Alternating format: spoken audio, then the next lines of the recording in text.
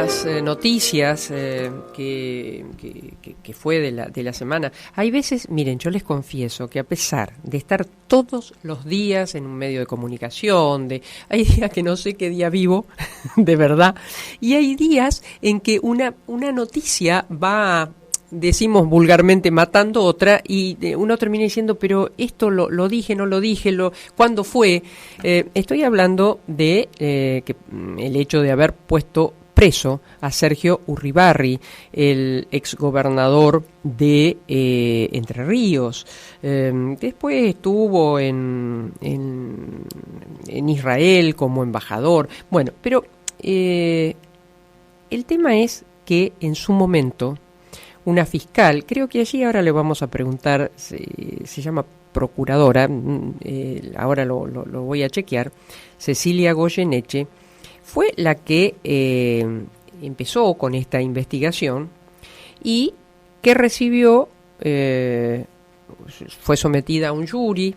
El otro día veía que el procurador a nivel de la Corte, quien aconseja a los cortesanos nacionales, Eduardo Casal, dictaminó que estaba mal lo que habían hecho con Goyeneche.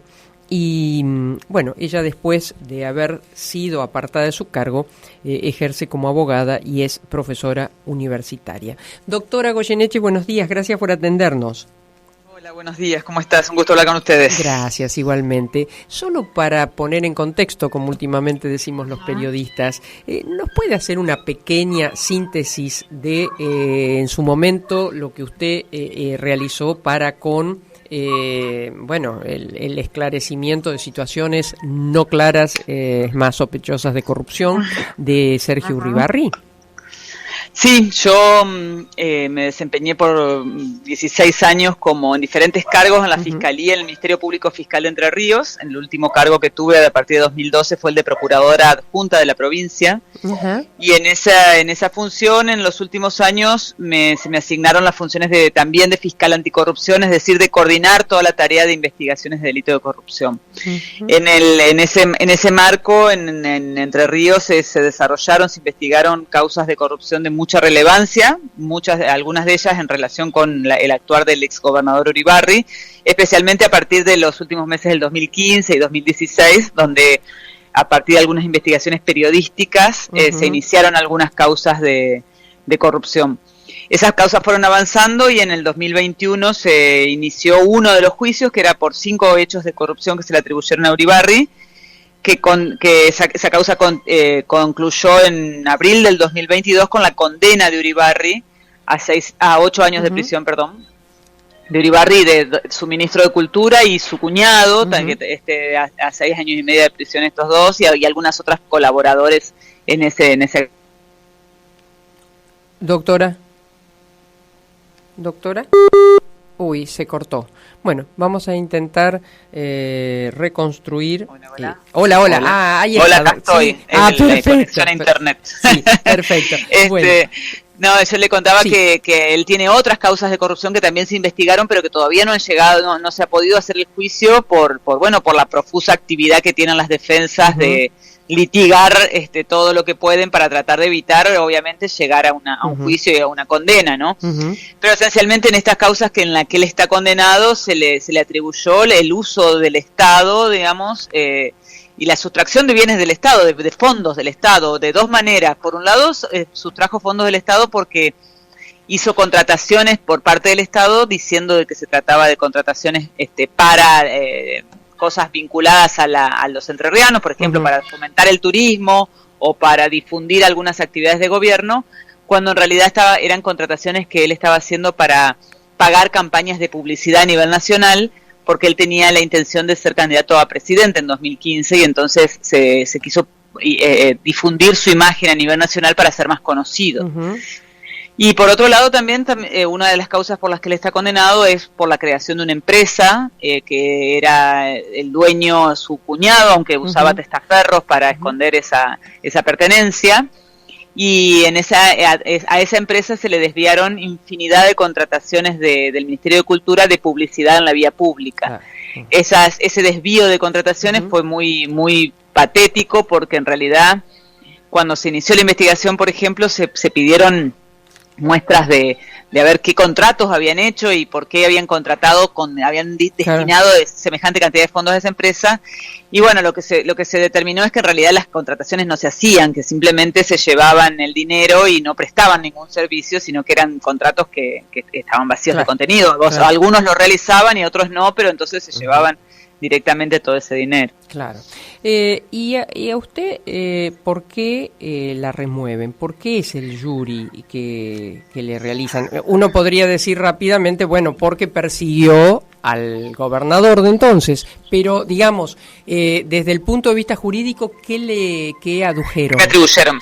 Claro, porque en realidad el jury tuvo una causa real que tenía que ver con que estábamos realizando demasiada cantidad de investigaciones de corrupción y teníamos éramos eficientes en esto y llegamos a lograr que sentar en el banquillo de los acusados en un juicio al gobernador Uribarri, ¿no?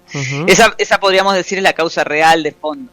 La causa simulada que utilizaron para destituirme es que en una investigación muy importante de corrupción que hubo en Entre Ríos, que inició en 2018, en esa investigación de corrupción se descubrió que a través de la legislatura de la provincia estaban haciendo contrataciones falsas de personal, que esas contrataciones implicaban tener alrededor de 600 contratos de obra de personal ficticios, personas que solamente prestaban su nombre. Ahí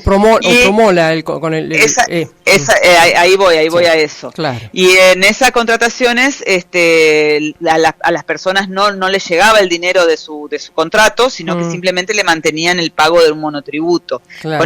Con ese sistema habían robado durante más de 10 años alrededor de $53 millones. Upa. Bueno, en esa causa uno de los que colaboraban en esa empresa criminal era el estudio contable que mantenía al día los monotributos de estas personas, ¿no?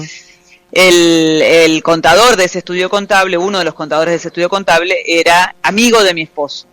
Y entonces lo que se utilizó como argumento para destituirme es que yo debería haberme excusado en esa causa, digamos. Nosotros mantuvimos desde el primer momento el criterio de que yo no me debía excusar porque no estaba afectada mi objetividad en el accionar como fiscal, y la prueba de eso era que nosotros éramos los que lo descubrimos a este señor Opromola cometiendo estos hechos, y nosotros fuimos los que lo imputamos y manifestamos que lo estaba cometiendo el hecho, le allanamos el estudio contable y ahora está esperando un juicio.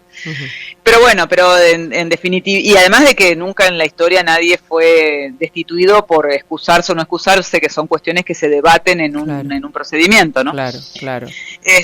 Hay un procedimiento de excusación o de recusación que se resuelve judicialmente, ¿no? Pero en todo caso esto fue utilizado como un vehículo para lograr el resultado que querían, que era tratar de incidir en ese proceso que se estaba llevando adelante, que era el juzgamiento de Uribarri, porque el juicio de Uribarri empezó en septiembre del 2021, y a mí me suspenden en el cargo en noviembre del 2021, mientras estaba yo sentada en la acusación de Uribarri, ¿no? Y por ejemplo, una de las que firma la resolución que me suspendió en el cargo es una vocal del Superior Tribunal de Justicia que fue la ex defensora de Uribarri, ¿no? La había puesto Uribarri en ese lugar luego de haber sido su defensora, ¿no? Cosas así de burda ocurrieron en la provincia de Entre Ríos en ese momento. Claro. Y después imagino, porque bueno, si uno lee tantas cosas, pero a mí me gusta ser clara y preguntarle, porque bueno, le adjudicaron que usted compartía bienes con el señor el contador que usted investigó, ¿no? Sí. De eso no era correcto, porque eran bienes que eran inversiones en estas inversiones a pozo en edificios que yo había tenido en algún momento y ya no tenía en ese momento. Entonces lo atribuían como que fuera una pertenencia y una sociedad con esa persona. También inventaron que mi esposo trabajaba en ese estudio contable, que también pero eso eran imputaciones falsas que acompañaron, digamos, todo el proceso.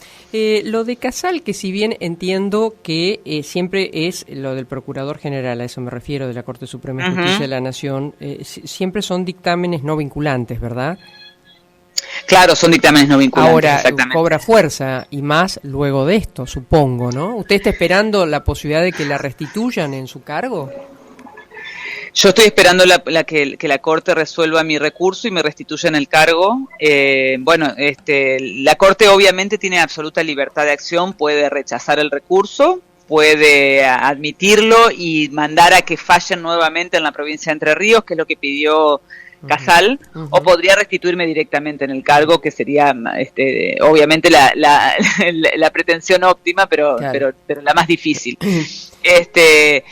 Sé que la causa está siendo analizada por la Corte y estoy a la espera de que lo resuelvan. Supongo que en los próximos meses eso va a ocurrir. Doctora, me impresionó algo, pero le consulto, así como le consulté lo de Opromola, si esto es cierto. ¿Se le acercaron a usted muchos abogados, en todo caso jóvenes, luego de que fuese apartada, como para seguir avanzando en la investigación de casos de corrupción? No, la verdad que no. Porque eso había leído y quería consultarlo si había sido así, ¿no? No sé exactamente a qué te referís, pero no, la verdad que no he. Sí, yo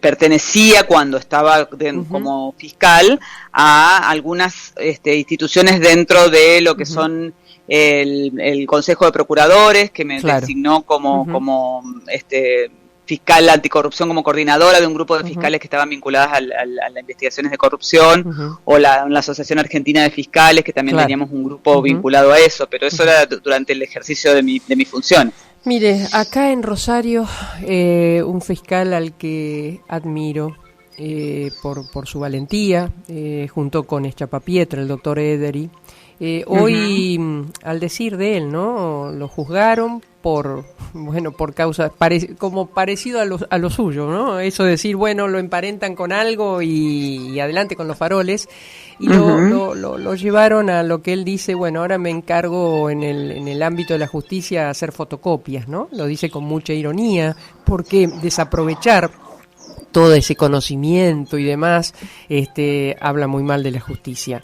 ¿Cómo está su justicia, la justicia entrerriana, y cómo está la corrupción? La justicia entrerriana ante la corrupción, y cómo está la corrupción en Entre Ríos.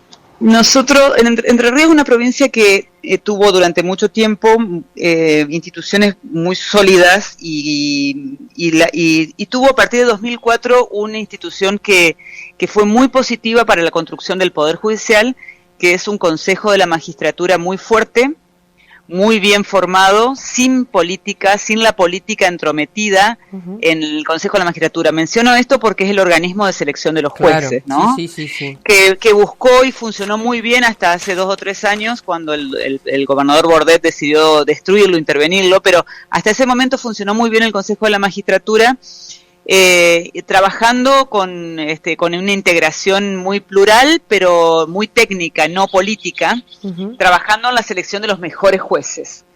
Eso hizo que en la provincia de Entre Ríos haya un poder judicial muy bueno, con la salvedad de que tenemos un Superior Tribunal de Justicia que deja muchísimo que desear en sus integrantes, ¿no? Pero porque son los que no tienen que pasar por el sistema de concursos, quedan fuera del sistema de concursos los jueces del Superior Tribunal de Justicia. Pero todos los que pasan por el sistema de concursos son jueces probos e idóneos y con mucha formación profesional, y eso se demuestra en este tipo de sentencias, ¿no? Una sentencia condenatoria para un exgobernador, una sentencia donde se decide la prisión preventiva, ahí se ven los resultados de ese proceso sano de selección de los mejores para ser los jueces y los fiscales de la provincia. Y en ese sentido, obviamente, nosotros en Entre Ríos, como en toda Latinoamérica, tenemos altas dosis de corrupción, porque es un problema estructural que tienen nuestras sociedades, ¿no? Pero a diferencia de otros lugares, es una provincia donde se ha juzgado hechos de corrupción, ¿no? Entonces, y hechos de corrupción importantes, y eso es relevante para socialmente.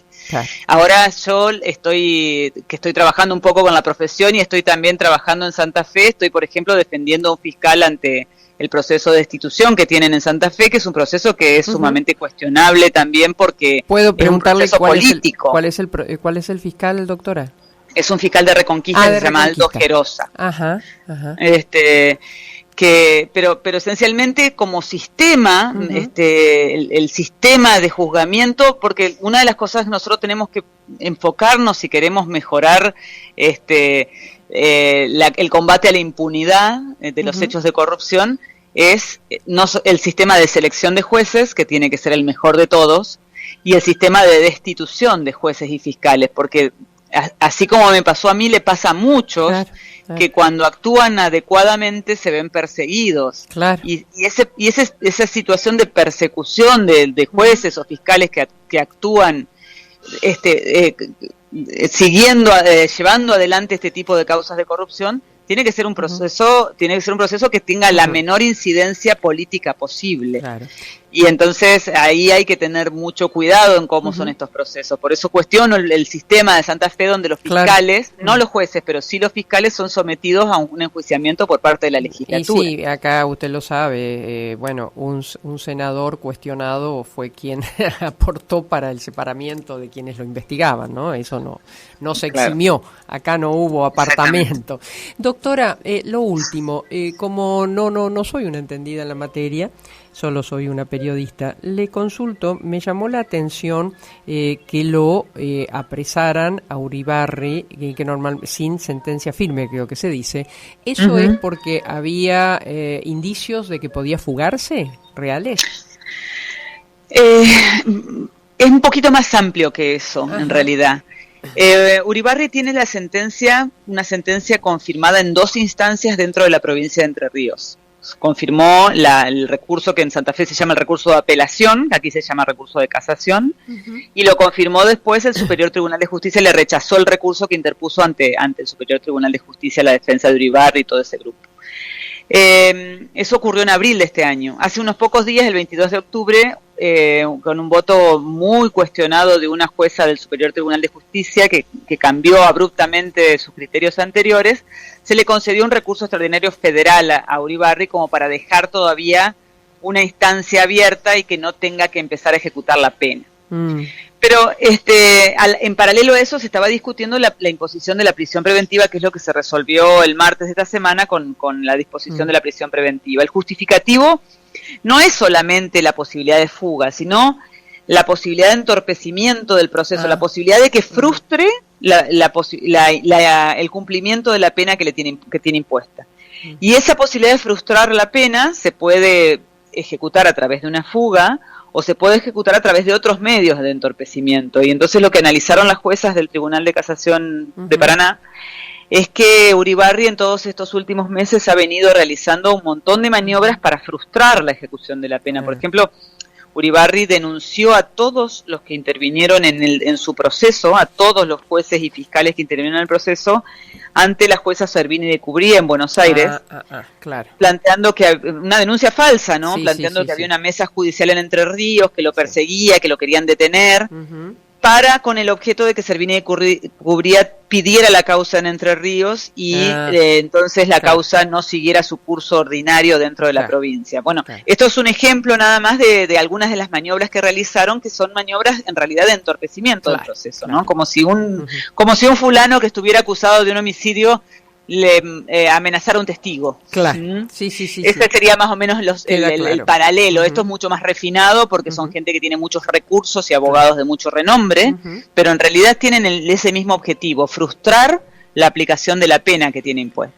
Y entonces lo que analiza el tribunal es que es una persona con muchos recursos que pueden llegar a frustrar la ejecución de la pena y por eso decide imponerle la prisión preventiva. Doctora, créame que ha sido un placer conversar con usted, ¿eh? Bueno, le agradezco muchísimo, para mí también ha sido un gusto. Bueno, que muchas gracias. Un hermoso día. Igualmente para usted. La doctora Cecilia Goyeneche, que fue quien estuvo a cargo de toda la investigación de Uribarri y fue apartada luego de su función.